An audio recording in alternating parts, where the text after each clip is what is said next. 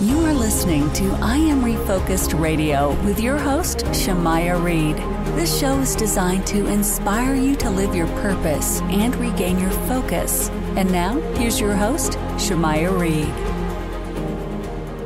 Hey, welcome to I Am Refocused Radio. We are here once again, and today, man, we have a special guest. We're going to talk to former Obama speechwriter Cody Keenan. He's the author of this amazing new book, Grace, President Obama in 10 Days in the Battle for America. First and foremost, it's a true honor talking to you, Cody, man. Good morning. How you doing, sir? Shamaya, it's a privilege to talk to you. Thank you, man. Man, this book is amazing. Gives me goosebumps because, man, I remember when I was 18 for the very first time having the opportunity to vote for President Obama. Man, this book goes in great detail of behind the scenes look. So for the audience, kind of tell us a little bit about what inspired you to write this. Sure. I had the great honor to work for President Obama for 14 years. And I just left him in the beginning of last year and decided it was time to write something. I didn't want to write a memoir, or I didn't want to write a book about all 8 years of his presidency. I wanted to write a book that was kind of about America. And I picked these 10 days in June 2015 that were bookended by, a white supremacist massacre in Charleston, South Carolina. This gunman murdered 8 parishioners in a black church and their pastor.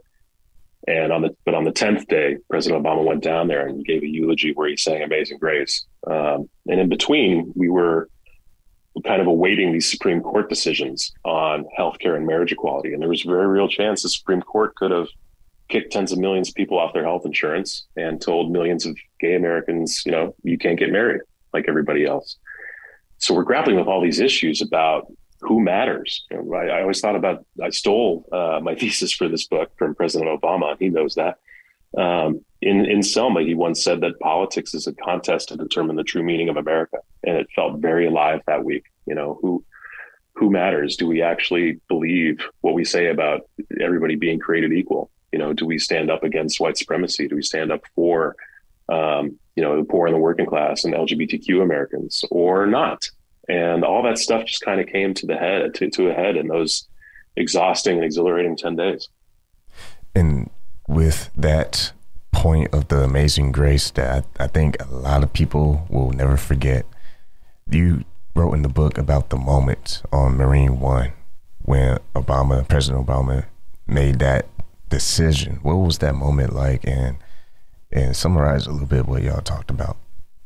Sure. He had, I struggled with the draft of the eulogy. I couldn't always hit the mark, and I'm very open about how difficult it was to write for him in this book. And he called me into the White House the night before the eulogy around 11 o'clock, and he had just torn up the back half of the speech just completely and rewrote it himself. And we went over it together for about a half hour.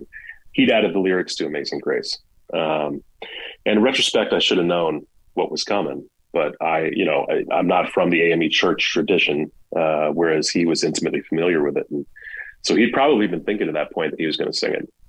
But so we're on the helicopter on Friday morning. We just left the White House where he spoke after the Supreme Court found a right to marriage equality. And we're heading to Andrews Air Force Base to fly to Charleston. And just as he's about to get off Marine One, he buttons his jacket and hands me back the latest version of the speech. He'd been making more edits on the helicopter. He said, if it feels right, I might sing it. And it just hadn't occurred to me, and I looked up at him, and I think normally my first response in a different situation might've been like, you sure about that? But I said, our hearts were full that morning. And I just said, you do you, man. So only a few of us knew it was coming. And if you watch the YouTube, and you should, because it's just a great speech, you can see him pause for about 11 seconds. And I was actually worried. I knew he was going to sing, but I was worried that people watching at home would think there was like a missing page in the speech or something, and he was stuck. But he was just steadying himself to hit E flat. Man, that's awesome. I mean, when we look back and see what he was able to accomplish, there's so many things going on. And a lot of people also remember the colorful White House at night. Yep. Touch on that while we had a little bit of time with you. Yeah, I'm glad you mentioned that. That was on the night of the 10th day. We come home from this exhausting and emotional memorial service where the president sang Amazing Grace, and we come back and the White House is slowly, because it's summer, so it didn't get dark till late. It's lighting up in all the colors of the rainbow. And there had been, a young man in the White House came up with that idea think a month or two before, because we knew the Supreme Court was looking at marriage equality. And so there was, that he had to go around and find funding for it and find vendors. But the debate was, what do we do if the Supreme Court strikes it down? Do we still light up the White House like a rainbow? And he said, and this was a young gay man, he said, yeah, it's actually even more important that we do that then, that we tell people that there's still a White House here that believes you belong, and will keep fighting for you at all times. And there's just kind of this beautiful night at the end of these long and exhausting 10 days where, there were only 2 times that I saw just this massive, spontaneous gathering in front of the White House. The first was the night that the Navy SEALs killed bin Laden.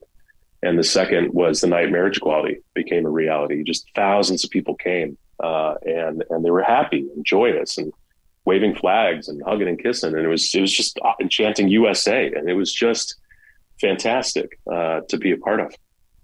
Once again, we're talking to our guest today, Cody Keenan, the author of Grace, President Obama in 10 Days in the Battle for America. In a few minutes we have left with you, when you look back on your experience being in the White House, being able to be there, I mean, it must be an amazing experience. What was it like working with people in the White House and also for President Obama? Was it like family, or how close did y'all really get? It was like family. It ebbs and flows over the years, but there were so many of us who were on that first campaign, which, people look back now and think it was just kind of this magical ride, but it was long and grueling. It was the longest campaign and the longest primary campaign in history. And there were plenty. When I joined, he was losing to Hillary Clinton in Iowa by 40 points, and the whole thing was a grind, but it forges you into this family.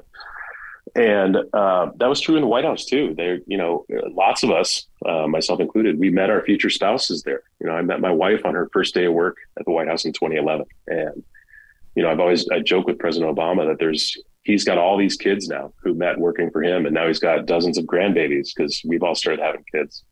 And, we just, 2 staffers got married 2 weeks ago out in California, and the president came, which just shows you what kind of guy he is. So it was always collegial, and a great atmosphere. We argued about policy at times. We argued about what goes into speeches at times, but it was always a place of real love and affection for each other. Once again, true honor talking to our guest today, Cody Keenan, the author of Grace, President Obama in 10 Days in the Battle for America. I just want to say, man, once again, thank you for taking time in your busy schedule talking to us today. It's a true honor having you on the show. Shemaiah, it's been my privilege. Thank you.